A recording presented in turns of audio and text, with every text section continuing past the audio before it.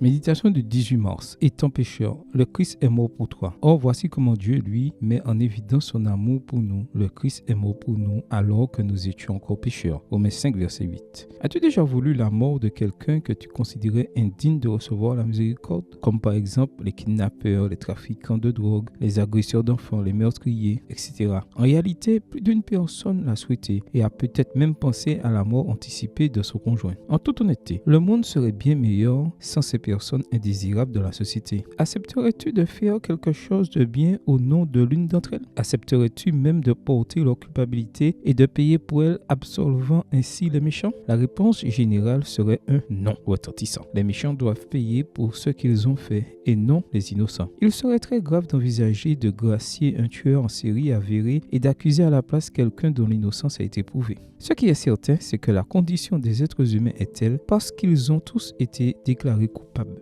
pécheurs, avoués et coupables de mort par la justice divine. L'univers entier était conscient et témoin que le salaire du péché était la mort. Leurs actions le méritaient. Personne ne s'opposait à l'idée d'anéantir la race humaine. C'est alors qu'entre en scène l'être le plus innocent de l'univers, Jésus-Christ, qui endosse sa culpabilité humaine et demande volontairement à mourir à sa place. L'univers entier est stupéfait. Mais pourquoi? Comment est-ce possible? Ce n'est ni normal ni logique. Il est aberrant qu'un être innocent paie pour la culpabilité des transgresseurs. Tu pourrais peut-être supposer qu'il pourrait valoir la peine de mourir pour ceux qui sont plus ou moins bons ou de les sauver, s'il en existait. Le fait est qu'il n'y en a pas et que le Christ a voulu mourir pour les bons, mais surtout pour tous, y compris pour les plus méchants des méchants. C'est illogique et contraire à ce qui est humainement correct, mais le Christ l'a fait par son grand amour. Quand tu te sens indigne, trop pécheur pour lever les yeux vers le ciel, souviens-toi que quelqu'un a déjà donné sa vie pour toi, afin que tu puisses avoir une espérance, même si tu ne le mérites pas. Ce que tu gagnes n'est dû ni à ta bonté, ni à tes bonnes œuvres, mais simplement à l'amour du Christ qui est mort pour chacun, même s'il avait été pécheur, parce que tout est par sa grâce. Amen. Bonne journée à vous et que le Seigneur vous bénisse.